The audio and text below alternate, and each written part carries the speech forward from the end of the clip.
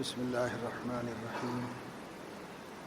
الحمد لله رب العالمين، والصلاة والسلام على أشرف الأنبياء وسادة الأتقياء وسيد المرسلين سيدنا وحبيبنا محمد وعلى آله وأهل بيته وصحبه أجمعين. أما بعد، فقد قال الله تبارك وتعالى: الذين يأكلون أموال اليتامى الذين يأكلون الربا لا يقومون إلا كما يقوم الذي يتخبطه الشيطان من المس ذلك بأنهم قالوا إنما البيع مثل الربا وأحل الله البيع وحرم الربا فمن جاءه موعظة من ربه فانتهى فله ما سلف وأمره إلى الله ومن عاد فأولئك أصحاب النار هم فيها خالدون يمحق الله الربا ويربي الصدقات والله لا يحب كل كفار أثيم. صدق الله العظيم.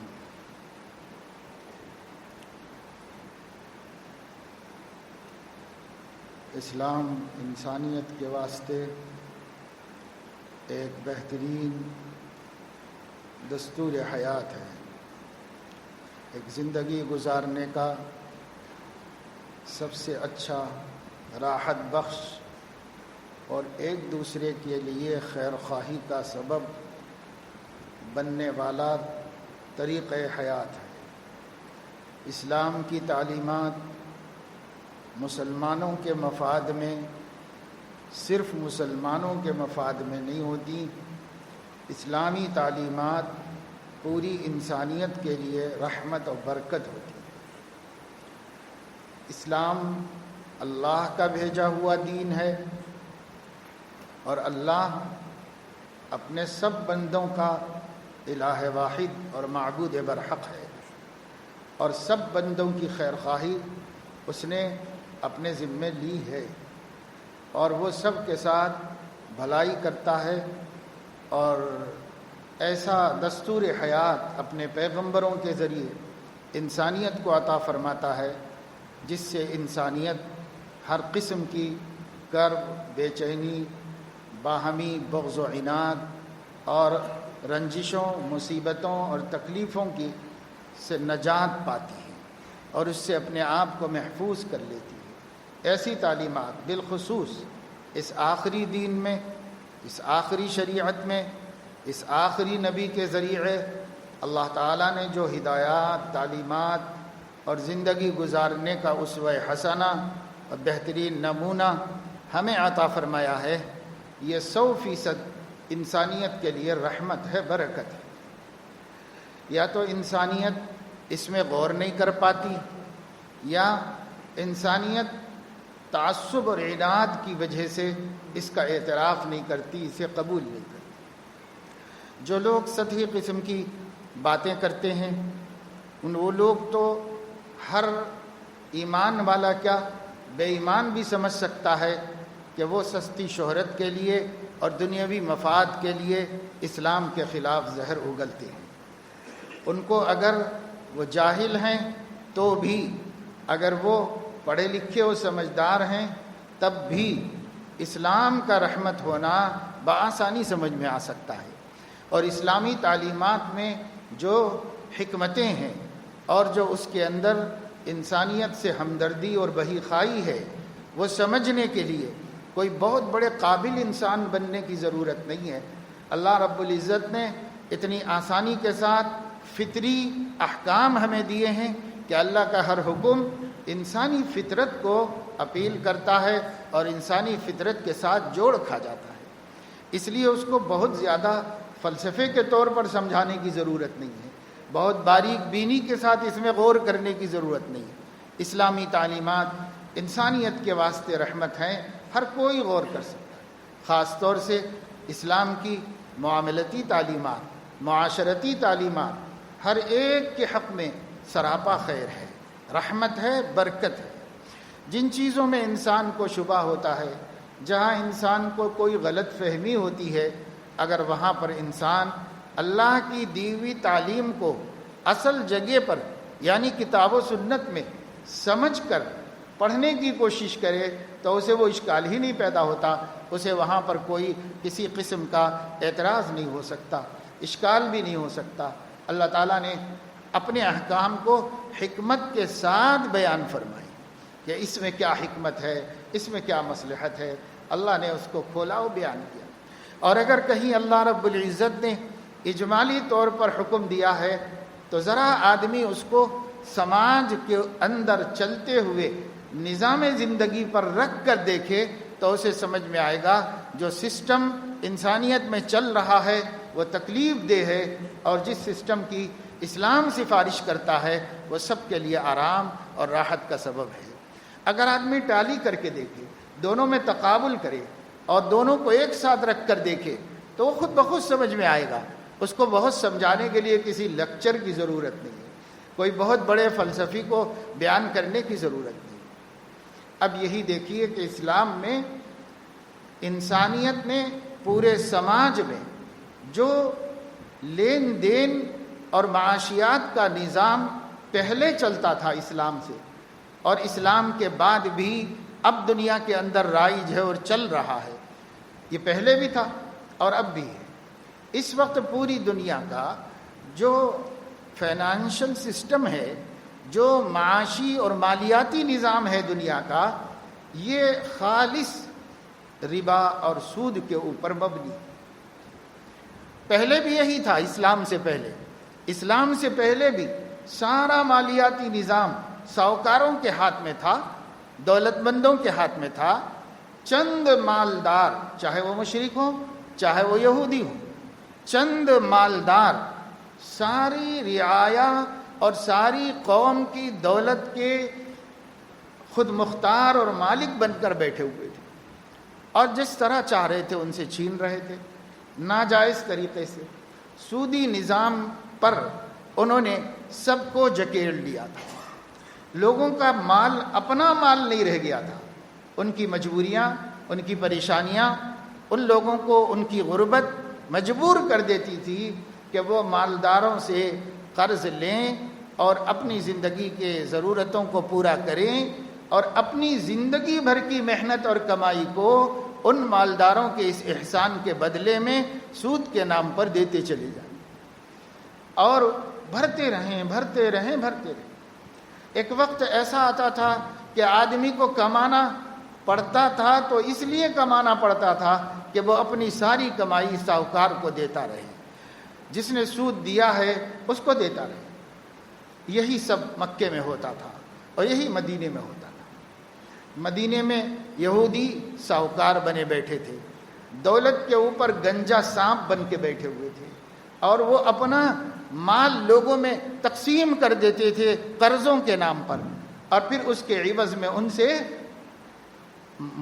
منفعت کے نام پر پیسہ لیتے تھے، اور اگر وہ بیچارے نہیں دیتے، مقررہ میعاد گزر جاتی تو اس کو بڑھا دیتے تھے اور بڑھا دیتے تھے، پھر اس وقت بھی نہیں دیتے تو اور بڑھا دیتے تھے، یوں بڑھا چڑھا کر اس کی ساری دولت اپنے لیے کر لیتے تھے۔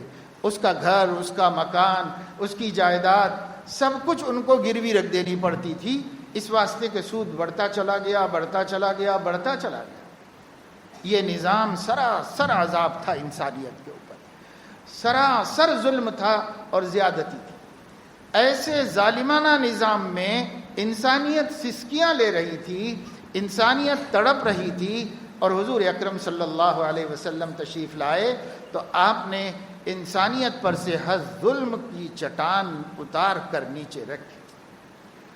قرآن مجید میں اللہ رب العزت نے آپ صلی اللہ علیہ وسلم کی تعریف کرتے ہوئے فرمایا وَيَضَعُ عَنْهُمْ إِصْرَهُمْ وَالْأَغْلَالَ الَّتِي كَانَتْ عَلَيْهِمْ، وہ توق جو گلوں میں پڑی ہوئی تھی ان بوجھوں کو نکال کر کے باہر کیا، اور جو وہ بوجھ جو ان کے سروں پر پڑا ہوا تھا اس بوجھ کو نکال کر اتار کر کے انہیں ہلکا کر دیا۔ حضور علیہ السلام اسی لیے تشریف لائے، اور انسانیت کے ہر بوجھ کو ہلکا کر دیا اور انسانیت کے گلوں سے غلامی کا، مجبوری کا، بے بسی کے طوق نکال کر پھینک دیے اور انہیں آزادی کا مژدہ سنایا۔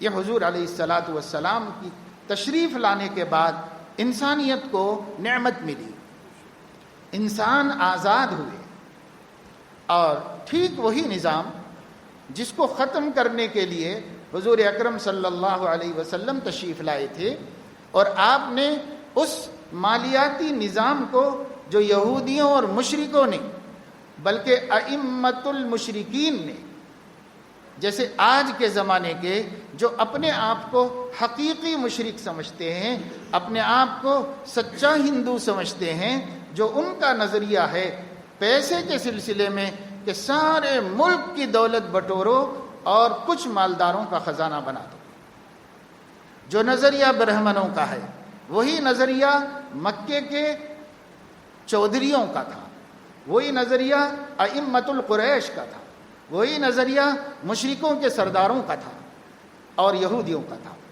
آج بھی پوری دنیا پر یہودیوں کا یہی نظام قائم ہے، اور اس ملک کے اندر مشرکوں کا یہی نظام قائم ہے۔ جب سے یہ موجودہ سرکار حکومت کر رہی ہے، لوگوں کا اپنا مال وہ بے حفاظت ہو گیا۔ لوگوں کا اپنا مال اگر اپنے پاس رکھتے ہیں تو بھی چھن جائے گا، اگر وہ قاعدے کے مطابق وائٹ منی کے طور پر بینکوں میں رکھتے ہیں تو بھی چھن جائے گا۔ نہ وہاں ان کا مال ان کا رہ سکتا ہے، نہ کہیں چھپا کے رکھیں تو وہ بلیک منی کے نام سے چھپ کے رہ سکتا ہے۔ یہ مال بھی چھن جائے گا، اور یہ مال بھی چھن جائے گا اور ملک کے چند دولت مندوں کی تجوریوں میں چلا جائے گا۔ باقی سب لوگوں کو اپنے مال پر اپنا حق نہیں جتا، اپنے مال کو اپنا کہنے کا حق نہیں ہے۔ یہ نظام بتائے بغیر، بنائے بغیر ملک میں ایسا ہی کر دیا گیا ہے، اور اس وقت ایسا ہی چل رہا ہے نظام۔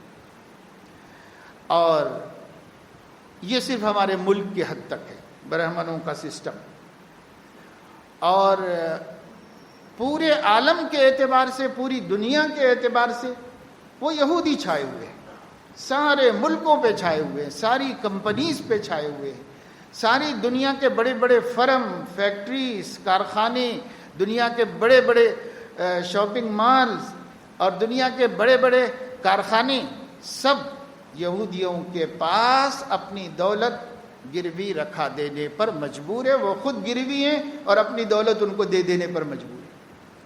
کسی کا مال اپنا مال نہیں ہے کہنے کو کہا جا سکتا ہے کہ صاحب فلاں نے اتنا کمایا، فلاں کا اتنی کمائی ہوئی، فلاں کی اتنی کمائی ہوئی، لیکن حقیقت کے اعتبار سے اگر دیکھا جائے تو یہ بات بالکل غلط نہیں ہے کہ وہ دنیا کے چند مالداروں کی دولت بن گئی۔ کمائی کسی نے بھی کمایا ہو، وہ دنیا کے چند مالداروں کی دولت بن گئی۔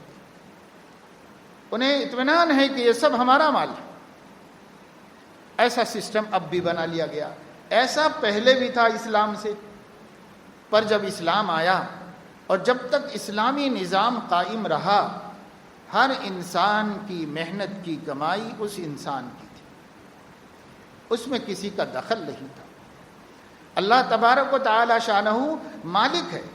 اسلام کا تصور یہ ہے، مسلمانوں کا عقیدہ یہ ہے کہ ہمارا تو کچھ بھی نہیں ہے، سب اللہ کا دیا ہوا ہے۔ ما بکم من نعمت فمن اللہ، قرآن کہہ رہا ہے تمہارے پاس جو بھی نعمت ہے وہ اللہ کی عطا کی ہوئی ہے۔ ہم بھی یہی مانتے ہیں کہ ہمارا کیا ہے، سب اللہ کا عطا کیا ہوا ہے، لیکن اس کے باوجود اللہ تعالی ہمارے مال کو ہمارا کہتا ہے، اور اللہ تعالی ہمارے مال کو لا تأکلوا اموالکم بینکم بالباطل، اللہ تعالیٰ فرمانا تمہارے مال آپس میں ناحق مت کھا جاؤ، مت ہڑپ کر لو، ہے تو اللہ کا مال، لیکن اللہ کہہ رہا تمہارا مال، اموالکم لا تؤتوا السفہاء اموالکم التی جعل اللہ لکم قیاما، تم اپنا مال نادان بچوں کے حوالے مت کرو، جو زندگی کا قوام ہے اور جس پر آدمی کی اپنی زندگی کی پٹری ہے، جس پر گاڑی چلتی ہے، یہ تمہارا مال، تم اس کو ضائع مت کرو۔ تو تمہارا مال تمہارا بار فرما، یوصیکم اللہ فی اولادکم، اللہ تعالیٰ تمہارے مال میں تمہاری اولاد کے واسطے تاکید فرماتا ہے کہ اس طرح مرنے کے بعد بانٹا جائے گا۔ اسے ہمارا مال فرمایا اللہ نے۔ تو اللہ تعالیٰ کا جو دین ہے اسلام، وہ جس کا مال اس نے حلال طریقے سے کمایا تو اسی کا قرار دیا جاتا ہے۔ اگر اس کی ملکیت میں حلال طریقے سے آ جائے تو اسی کی ملکیت قرار دیا جاتا ہے۔ اور اللہ رب العزت کچھ غریبوں کا حق اتنا تھوڑا، اتنا مختصر کہ کسی کو ناگوار بھی نہ ہو اور کسی کو اتنا دینا تکلیف دہ بھی نہ ہو، اتنا مختصر سا حق اس کے اندر رکھا، وہ بھی خود نہیں لیا، اس کو بھی غریبوں کو دینے کے لیے فرما دیا کہ بھائی تمہارے ساتھ تمہارے ہی جیسے بھائی بند جیتے ہیں، ان کا کوئی نہ کوئی تو حق ہونا چاہیے۔ یہ مال جب تم کہتے ہو کہ میں نے دیا ہے تو میری سفارش سے ان کو دے دو جو محتاج ہیں اور غریب ہیں۔ تو ایک قابل قبول انداز میں بہت چھوٹی سی مقدار 2.5%، 2.5، وہ بھی اگر اتنی جمع ہو اور اس پر بھی 1 سال گزر جائے اور ہمارے یوز میں نہ آئے، تب کتنی رعایتوں کے ساتھ اور کتنی سہولتوں کے ساتھ ہمارے مال میں تھوڑی سی زکوٰۃ اللہ پاک لے رکھی۔ اور اس کے علاوہ ہمارا مال نہ ہماری حکومت لے سکتی، کوئی امیر المومنین ہمارا حکمراں ہمارا مال ہماری خوشی کے بغیر نہیں لے سکتا، کوئی ہمارا مال ہم سے زبردستی ٹیکسز لگا کے چھین نہیں سکتا، کوئی ہم سے انکم ٹیکس نہیں لے سکتا، کوئی ہم سے سیل ٹیکس نہیں لے سکتا۔ اسلامی حکمراں کو اس کا اختیار نہیں دیا گیا، کیونکہ جس کا مال ہے اس کی خوشی کے بغیر حلال ہے۔ لا يحل مال امرئ مؤمن الا بطیب نفس منه، کسی مومن کا مال اس کی دل کی خوشی کے بغیر حلال ہے۔ حضور اکرم صلی اللہ تعالی علیہ وسلم نے ایک مرتبہ ایک سفر میں ایک قبیلے سے جنگ کی، اور اس جنگ کے بعد ان سے مال غنیمت حاصل ہوا، فتح ہو گئی اور مال غنیمت حاصل ہوا، اور وہاں سے بہت سے جنگجوؤں کو گرفتار کر کے لایا گیا جو اس زمانے کے تمام قوموں کے جنگی قوانین کے مطابق فاتح قوم کے غلام باندیا ہو جاتے۔ وہ صرف اسلام نے تو شروع کیا ہی نہیں ہے، یہ پہلے سے قائم تھا غلام باندیا بنانے کا نظام۔ اسلام نے مصلحتاً کچھ دن تک باقی رکھ کر پھر اس کی ایسی فضیلتیں بیان فرمائی، آزاد کر دینے کی اور ان کو تعلیم دینے کی اور ان کو غلامی سے نکال دینے کی، کہ وہ خود بخود ختم ہو گیا اسلام۔ بعد میں دنیا والوں نے قانون بنا دیا، اسلام نے حکمتاً اس کا قانون نہیں بنایا لیکن اس کو ترغیب دے کر ختم کرا دیا اسلام۔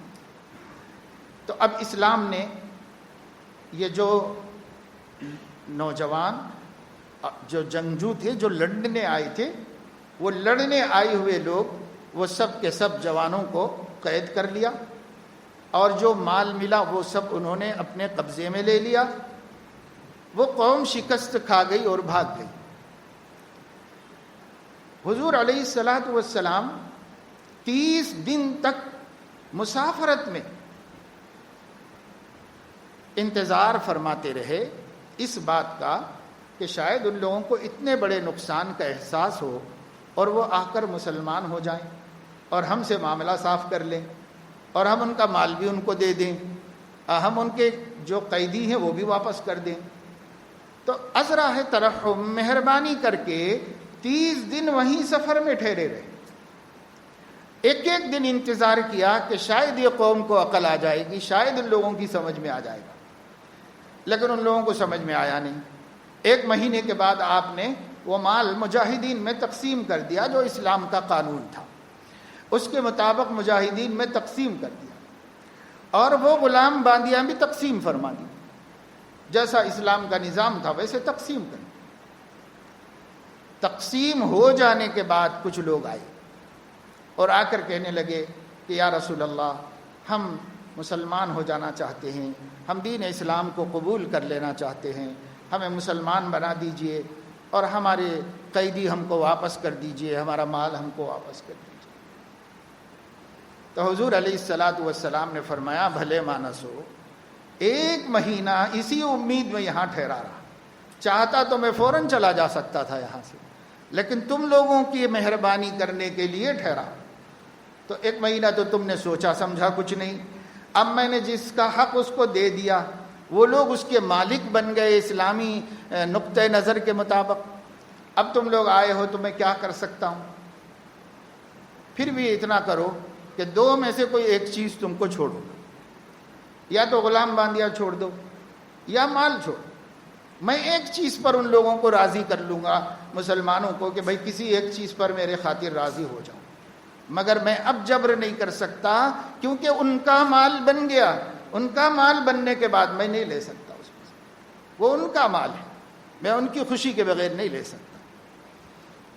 ان لوگوں نے کہا کہ مال تو ہم چھوڑ دیتے ہیں، لیکن ہمارے غلام باندیا ہمارے واپس کروا دیجئے، تاکہ ہمارے بچے اور ہمارے خاندان ہمیں واپس آ جائے۔ تو آپ نے فرمایا ٹھیک ہے۔ تو کچھ سرداروں کو بلایا، ان سے پوچھا دیکھو بھائی ایسا ایسا ہوا ہے، میرا جی بھی یہ چاہ رہا ہے کہ کوئی ایک چیز تو ان کو واپس کر دیں، انہوں نے اسلام بھی قبول کر لیا ہے، لیکن یہ تو اس سے پہلے کی محرومی ہے جو ان کو ان کے کفر کے زمانے میں ہوئی ہے، اس لیے ایک چیز واپس کر دو، میرا جی ایسا سمجھتا ہے، مگر مال تمہارا ہے، تمہاری مرضی ہے، میں زبردستی نہیں۔ ان لوگوں نے کہا یا رسول اللہ آپ کہیں اور ہم قبول نہ کریں، ہم بخوشی قبول کرتے ہیں، ہم خوشی سے راضی ہیں اس کے واسطے، ابھی سب لا کے آپ کے حوالے کر دیتے ہیں۔ تو حضور علیہ السلام نے فرمایا تو تم لوگ کہہ رہے ہو، یہ مال تمہارے اکیلے کا تھوڑا ہی ہے، جا کر اپنے اپنے قبیلوں سے پوچھ لو، یہاں میرے سامنے میری وجہ سے ہو سکتا ہے دباؤ میں کہہ دے، اس لیے وہیں خیموں میں جاؤ اور خیموں میں جا کے اپنے قبیلوں سے پوچھو وہ کیا کہتے ہیں، ان کے دل کی خوشی ہے کہ نہیں ہے۔ تو وہ لوگ گئے اور اپنے قبیلوں کو یہ بات بتائی، ہر قبیلے والوں نے کہا اللہ کے نبی ایسا چاہتے ہیں، ہم خوشی سے راضی ہیں، ہم دے دینے کے لیے واپس کر دینے کے لیے تیار ہیں۔ پھر انہوں نے اطلاع دی، تب آپ نے واپس کروائے۔ آپ اس سے اندازہ کریں وہ امیر المومنین ہی نہیں ہے، حاکم اسلام ہی نہیں ہے، وہ مسلمانوں کی آنکھوں کی ٹھنڈک اور دل کا سکون ہے، وہ مسلمانوں کے لیے اپنی جان مال سب قربان کر دینے کے قابل ہیں، اور کر کے دکھایا صحابہ کرام نے۔ لیکن پھر بھی یہ اسلام کا انصاف ہے کہ جس کا مال ہے اس کے مال میں اللہ کا نبی بھی دخل نہیں دے رہا، اللہ کا نبی بھی دخل نہیں دے رہا اس میں، اور یہ کہہ رہا تمہاری خوشی ہے تو سودا ہے، اور تمہاری خوشی نہیں تو کچھ نہیں، کیونکہ تمہارا مال ہے۔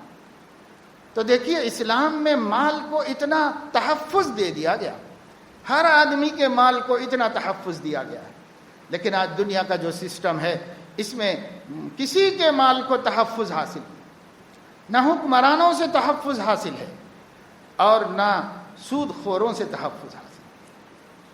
سود خور تو اتنے سنگ دل ہوتے ہیں کہ ان کے سینوں میں کہا جا سکتا ہے کہ وہ دل نہیں رہ گئے ہیں، دل پتھر بن گئے۔ اور علماء نے فرمایا اسلام میں سود اسی لیے حرام ہے کہ سود خور کا دل وہ پتھر ہو جاتا ہے، اس میں کچھ نرمی باقی نہیں رہتی، اس میں کچھ انسانیت نوازی باقی نہیں رہتی۔ اور دوسرے یہ کہ سودی سسٹم کی وجہ سے ساری معیشت کا نظام درہم برہم ہو جاتا ہے۔ لوگ اگر یوں پیسے دے دے کر کے اس پہ کمانے لگیں تو پھر کھیتی باڑی کون کرے گا، پھر محنت مزدوری کون کرے گا، یہ سارا نظام تباہ و برباد ہو جاتا ہے۔ اس لیے رحمت یہی ہے کہ جس کا مال اس کا مال ہو اور ہر ایک کے مال کو پورا تحفظ دیا جائے، اور یہ مال اگر کوئی خرچ کرے تو کسی کا مال اس مال کے معاوضے کے بغیر حلال نہ رکھا جائے۔ اسلام نے یہ قانون بنایا، کسی کا مال معاوضے کے بغیر حلال، اور سود کی تعریف یہ کی گئی مال کے ذریعے مال کمانا بغیر معاوضے کے، مقابلے میں کوئی چیز نہیں ہے، پیسہ ہے اور پیسے کے مقابلے میں پیسہ اور بڑھ کے پیسہ نہیں ہو سکتا۔ اسلام کہتا ہے 1000 روپے کے مقابلے میں 1000 روپے ہی ہو سکتے ہیں، ایک پائی بھی بڑھ کر نہیں ہو سکتا ہے 1000 کے مقابلے میں۔ اگر بڑھ کے ہوگا تو معاوضے میں ادھر سے مال ہوگا، کوئی مال ہوگا معاوضے میں، یا محنت ہوگی یا کچھ ہوگا اس کے مقابلے۔ اگر مقابلے میں کچھ نہیں ہے تو پھر ایک پائی بھی حلال نہیں۔ یہ نظام اسلام نے بنایا۔ کلو قرض جر نفعا فہو ربا۔ اللہ کے نبی صلی اللہ علیہ وسلم نے فرمایا ہر قرضہ جو فائدہ لے کر آئے وہ ربا ہے۔ عام قانون بتا دیا، کلو قرض جر نفعا فہو ربا، ہر قرضہ جو فائدہ لے کر آئے وہ ربا ہے۔ وہ ربا ہے، وہ سود ہے۔ کیا سود ہے؟ بدترین عمل ہے، بدترین گناہ ہے۔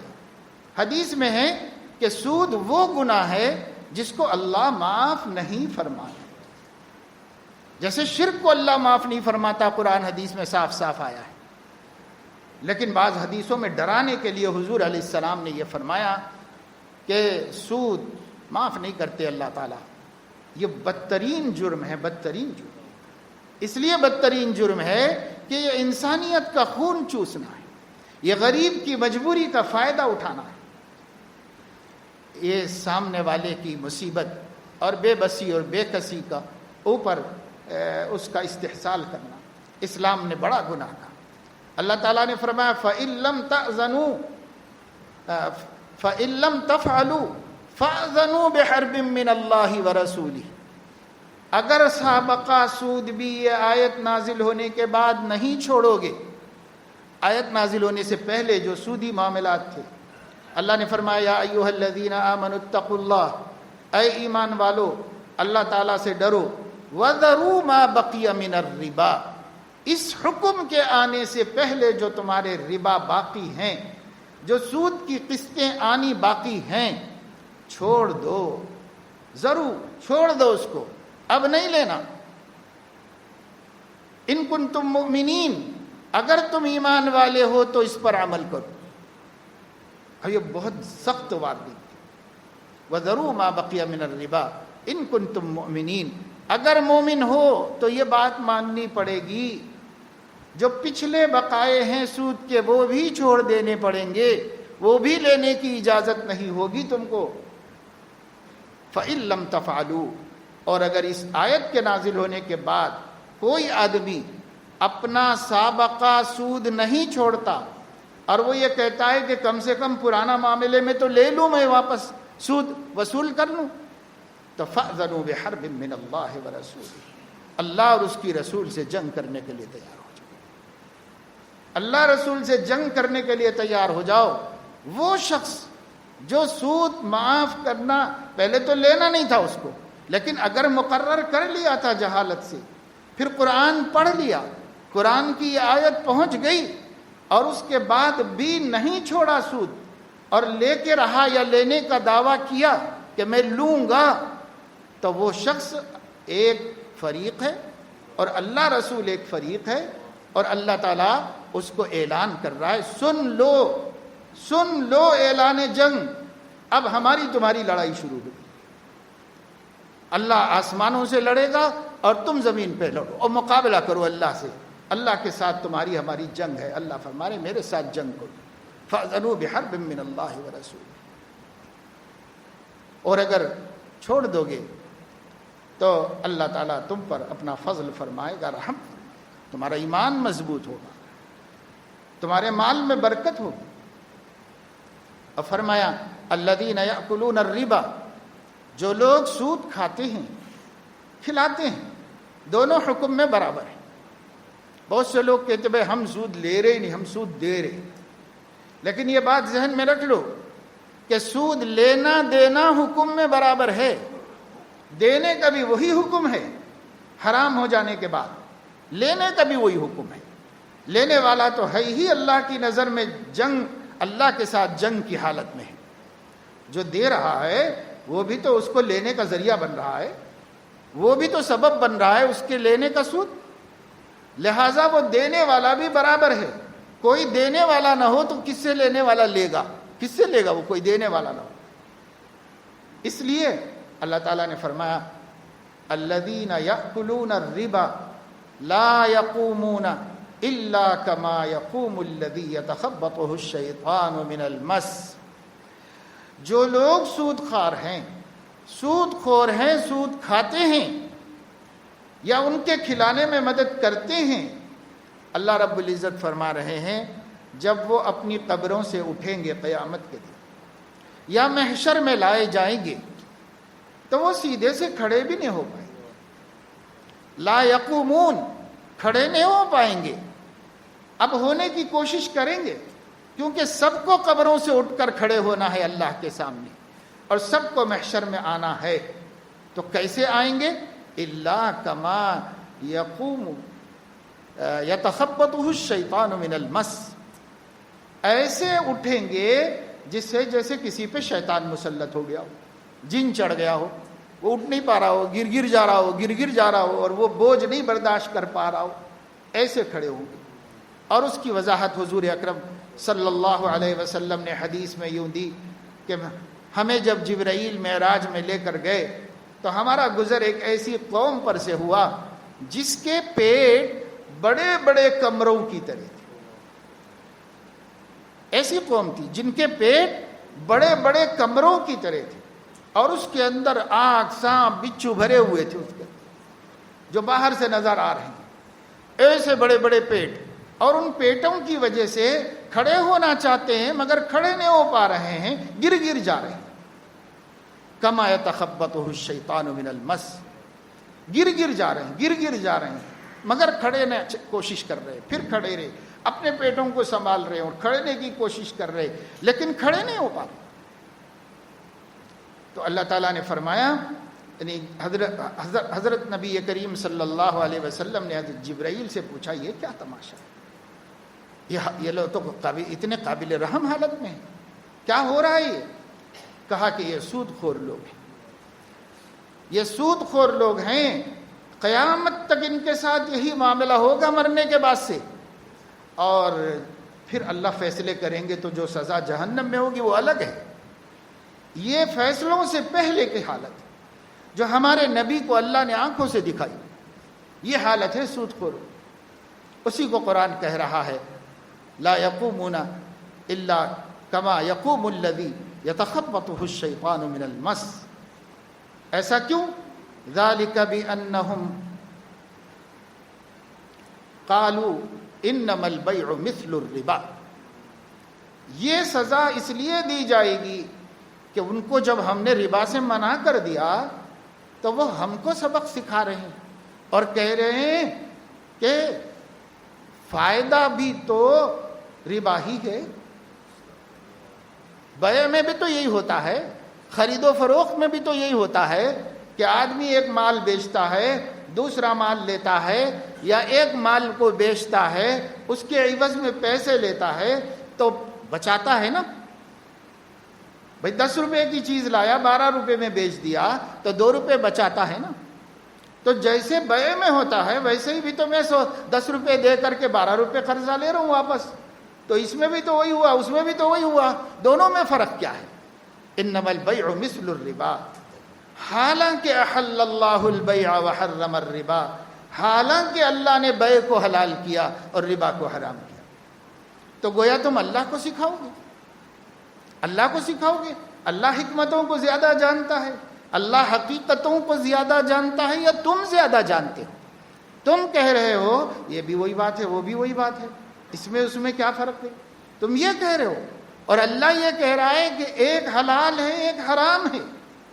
اگر کسی چیز کو اللہ حلال کرے تو اس کے علم جانتا ہے کہ وہ کیوں حلال ہے، اور کسی چیز کو حرام کرے تو اس کے علم میں وہ سراسر نقصان دہ ہے، انسانیت کے لیے سراسر مصیبت ہے، اس لیے اللہ اس کو حرام کرتا ہے.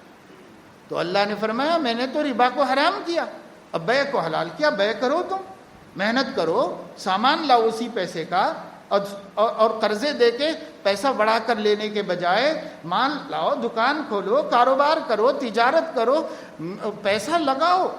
اب پیسے کے پیچھے محنت کرو اور پھر اس چیز کو معاوضہ بنا کر اس معاوضے میں منفعت حاصل کرو، وہ حلال ہے تمہارے واسطے، چاہے کتنا کرو، کروڑوں کماؤ، اربوں کماؤ، بیع کر کے کماؤ، تجارت کر کے کماؤ، اربوں کماؤ۔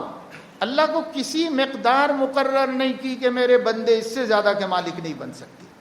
حکومت مقرر کر رہی ہے، ہندوستان کے قانون کے مطابق 50% آمدنی حکومت کی ہے۔ قانون کے مطابق جو لوگ کماتے، بڑی بڑی تنخواہ کتنی ہے بھائی؟ 1 لاکھ روپے، آپ کو کتنے ملتے؟ 50,000 ملتے۔ 50,000 تو ٹیکسوں میں کٹ کٹا کے برابر ہو جاتے ہیں، 50 ہی ہاتھ کو لگتے ہیں اور 50 کٹ کٹا کے برابر ہو جاتے ہیں۔ کیوں؟ وہ حکومت کہتی ہے وہ ہمارا حق ہے، لیکن اللہ تعالیٰ فرماتے ہیں ہم نے کوئی حد مقرر نہیں کی، کتنا ہی کما لو۔ اگر آپ اتنے کے مالک ہیں تو آپ انکم ٹیکس پیئی ہیں کہ نہیں ہیں؟ آپ نے ریٹرن داخل کیا کہ نہیں کیا؟ قانون کو حق ہے کہ وہ آپ کا محاسبہ کرے، آپ کے کاروبار کو سیز کر دے، آپ کی تحقیق کرے، اور آپ نے اگر دیا ہے تو ٹھیک ہے، اور اگر آپ نے اتنا جتنا حکومت نے مقرر کر دیا اپنی کمائی میں سے نہیں دیا تو آپ مجرم ہیں، آپ قابل سزا ہیں، اور آپ کا پیسہ گورنمنٹ لینے کا حق رکھتی ہے کہ وہ آپ کا پیسہ لے لے اور اس پر مزید اتنا سود لگا دے اور جتنا چاہے سود لگا کر آپ سے واپس کرے۔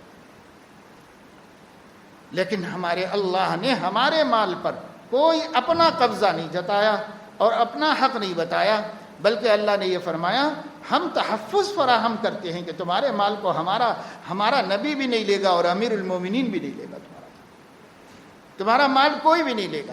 اللہ تعالیٰ نے ہمارے مال کو تحفظ فراہم کیا ہے، اور ہماری دل کی خوشی کے ساتھ، آخرت کے اجر کے وعدے کے ساتھ ہم پر صدقات رکھے ہیں۔ تم اپنے ہاتھ سے کر لو صدقہ، تم اپنے ہاتھ سے غریبوں کو دے لو، صدقہ کر لو، ان صدقوں سے آخرت میں دوں گا تم کو اجر۔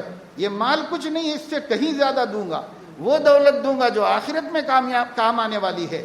تو وہ تو اللہ نے ہمارے اختیار میں دے کر ہمیں ثواب کمانے کی ترغیب دے کر ہمارے ذریعے سے کرایا۔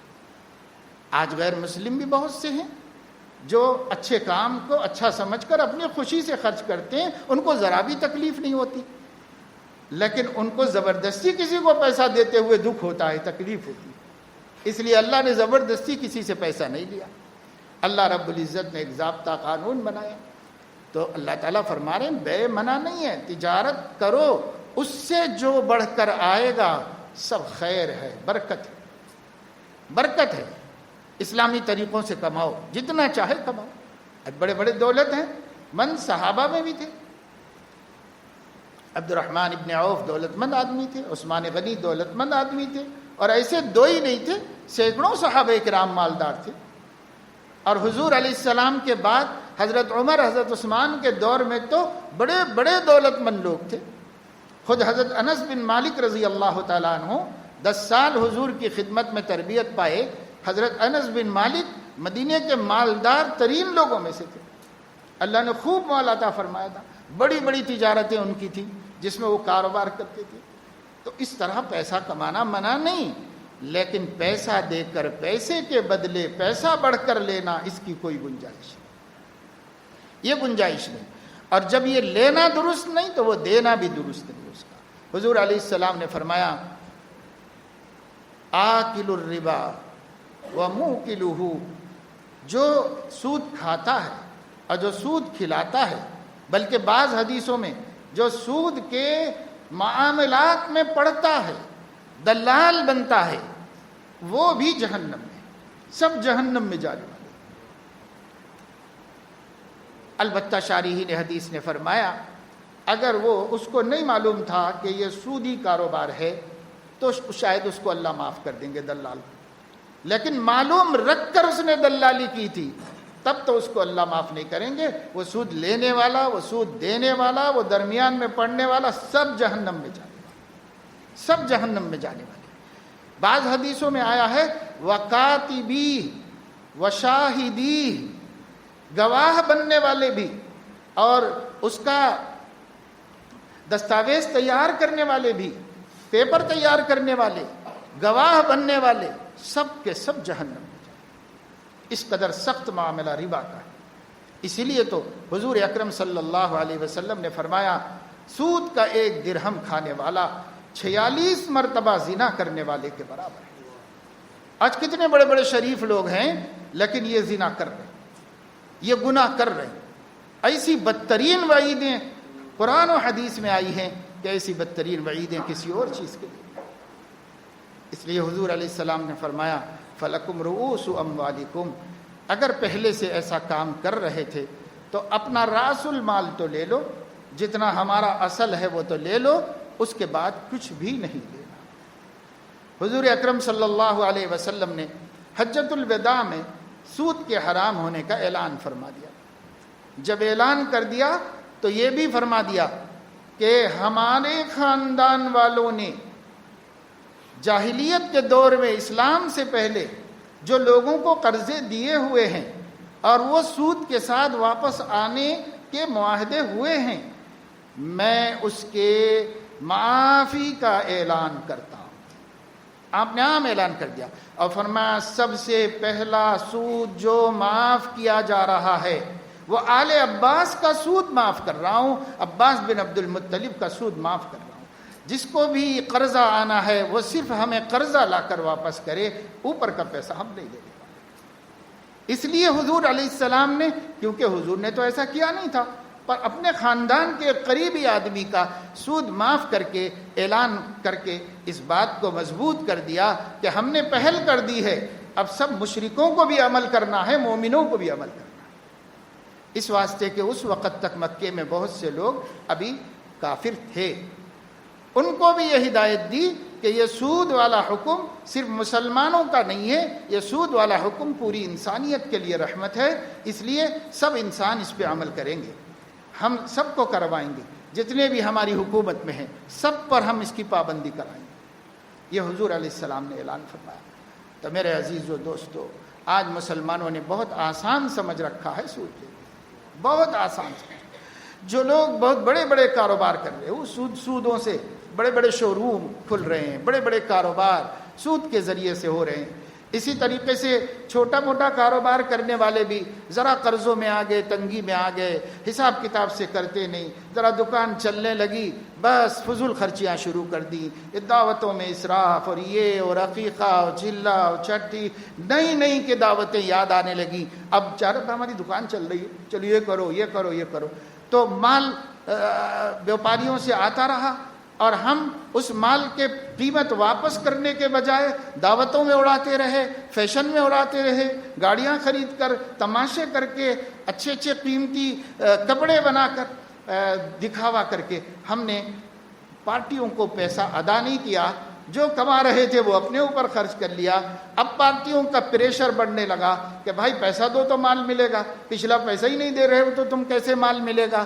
تو اس کا نتیجہ یہ ہوا سیدھے سے بینک میں چلے جاؤ، ایک درخواست داخل کرو، وہاں سے قرضہ اٹھاؤ اور پارٹیوں کو ادا کرو۔ پھر بینک کے پیسے دے نہیں پاتے، اس لیے کہ جتنی آمدنی ہوتی ہے اس آمدنی میں یہ گل چھرے اڑا نہیں سکتے، اور تنگی سے گزارا مشکل سے آرام سے ہو سکتا ہے، مگر جو ہم فضول خرچیاں کرتے ہیں یہ فضول خرچیاں نہیں ہوتی۔ شادی کرنا ہے، یہ رسم وہ رسم وہ رسم، کہاں سے آیا پیسہ؟ تو مٹی پہ اٹھا لیا صاحب، سود پہ اب تو لے لیا، ارے لینے کو لے لیا، بعد میں کیا ہوگا؟ زندگی کا کیا ہوگا بعد میں؟ اور کیسے ہم اپنی زندگی میں اس کو ادا کریں گے؟ ادا کرنے میں عمریں گزر گئی لوگوں کی، اور عمریں گزر گئی، کوئی انتظام نہیں، واپس کرنے کا کوئی انتظام نہیں۔ ہمیشہ قرضہ جب لینا چاہیے جب واپسی کے کچھ اسباب ذہن میں ہوں، یقینی اسباب ہوں، تب لینا چاہیے آدمی کو۔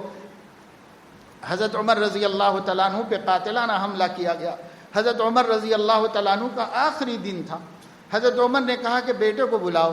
عبداللہ ابن عمر رضی اللہ عنہما جلیل القدر صحابی، بڑے اونچے درجے کے صحابہ میں سے تھے، ان کے بیٹے، وہ آئے، فوراً آ رہے تھے، حضرت عمر رضی اللہ تعالیٰ عنہ کی نظر پڑی کہ ان کی لنگی جو تھی وہ ٹخنے کے نیچے تھی۔ حضرت عمر نے اس حالت میں کہ زخمی ہیں، آخری وقت ہے، خون نکل گیا ہے جسم سے حملہ ہونے کی وجہ سے، حضرت عمر نے عبداللہ ابن عمر تشریف لا رہے تھے، نظر پڑی تو فرمایا پہلے اپنے کپڑا اونچا کرو۔ حضور علیہ السلام نے فرمایا ٹخنا مرد کا اگر اوپر کے کپڑے سے چھپا ہوا ہے تو وہ جہنم میں ہے، اس لیے بیٹا پہلے یہ جہنم سے بچ۔ اس کے بعد بلایا اور پھر حضرت عمر رضی اللہ تعالیٰ عنہ نے کہا میرے قرضے کا حساب کرو کہ میں کس کس کو کیا کیا دینا باقی ہوں، اس کے قرضے کا حساب کروایا۔ جب حساب ہوا کوئی 85-80 ہزار روپے کا حساب، حضرت عمر رضی اللہ تعالیٰ عنہ نے فرمایا کہ دیکھو جو میری جائیداد ہے ذاتی، یہ بک کے ادا ہو جاتا ہے تو بہت اچھا ہے، ورنہ میرے اپنے خاندان کے جو لوگ ہیں ان خاندان کے لوگوں سے تم اس سلسلے میں مدد طلب کر کے میرا قرضہ ادا کر دینا۔ حضرت عمر نے قرضے کی وصیت کی، انتظام تھا۔ حضرت عمر کے اپنا کچھ جائیداد تھی، خیبر میں حضور علیہ السلام نے جو مال مہاجرین کو دیا تھا ان کا بھی تھا، ان کی جائیداد تھی حضرت عمر رضی اللہ تعالیٰ عنہ کی۔ تو اپنے قرضے بھی اس لیے کہ وہ امیر المومنین تھے، کمانا دمانا بند ہو گیا، صرف پوری دنیا کی فتوحات کر کے اسلام کا سارے عالم کے اندر غلغلہ کر دیا، آدھی دنیا پر حکمرانی کی، پورے 8 برس اس اسلام کو اور مسلمانوں کو مضبوط کرنے میں نکل گئے، اس لیے مقروض ہو گئے، پر قرضے کی فکر ہے مرنے سے پہلے اور اس کا انتظام کر رہے ہیں بیٹے کو بلا کر کے۔ حضرت طلحہ رضی اللہ تعالیٰ عنہ نے بیٹے کو بلا کر کے حضرت عبداللہ بن جابر بن عبداللہ رضی اللہ تعالیٰ عنہ نے، بخاری شریف میں ہے کہ انہوں نے بلا کر کے اپنا سب بتایا کہ دیکھو بیٹا اتنا لوگوں کے پاس امانتیں تھیں، وہ امانتیں کوئی رکھاتا تھا تو ازراہ کرم یہ کہتے تھے کہ امانت مت رکھاؤ، مجھے قرضہ دے دو، یہ کہتے تھے، صرف اس وجہ سے کہ اگر امانت کبھی ضائع ہو جاتی ہے تو اس شخص کے ذمے نہیں ہے واپس کرنا، تو وہ بیچارہ محروم ہو جائے گا، پھر چوری ووری ہو جائے تو اس کو کچھ نہیں ملے گا۔ تو وہ یہ کہتے تھے تم قرضہ دے دو بھائی، قرضہ دینا میرے ذمے واجب ہو جائے گا، اس لیے امانت رکھا تھا کوئی تو قرضہ بنا دیتے تھے اس کو، اور قرضہ بنا کر کے خیر خیرات کر دیتے تھے۔ لیکن کچھ زمینیں بھی انہوں نے خرید کے رکھی ہوئی تھی، غابہ میں ان کا ایک پلاٹ تھا، اور اسی طریقے سے انہوں نے بحرین میں ایک مکان خرید رکھا تھا، مدینے میں ان کے 11 مکانات تھے، انہوں نے وہ چیزوں کو جائیداد بنا دیا تھا، اور اس کے بعد یہ کہہ دیا تھا کہ بیٹا میرے مکانات ہیں، میری جائیداد ہے، تم اس سے قرض ادا کر دینا، اتنے لوگوں کا قرضہ میرے ذمے۔